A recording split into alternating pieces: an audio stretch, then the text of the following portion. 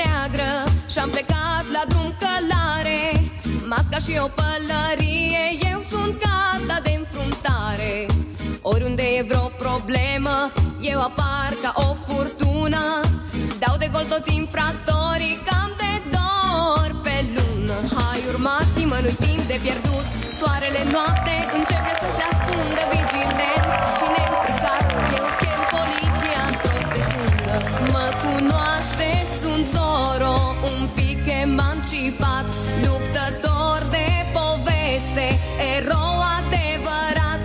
Nu am săbii, pistoale, am doar un celular. Sunt un justițiar.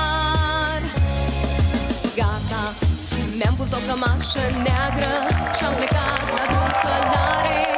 Masca și o pălărie, eu sunt gata de înfruntare. Oriunde e vreo problemă, eu apar ca o furtună. Dau de gol toți infractorii, cam de dor pe lună. Mă cunoașteți, sunt Zorro, un pic emancipat, luptător de poveste, erou adevărat. Nu am săbii, pistoale, am doar un celular.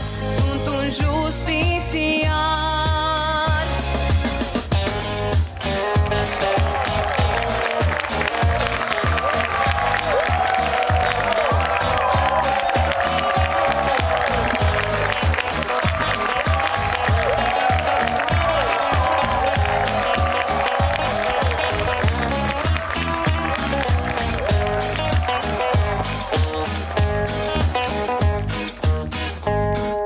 Mi-am pus o cămașă neagră și-am plecat la drum călare.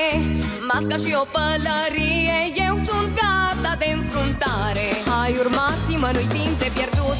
Soarele noapte începe să se ascundă vigilent și neînfricat.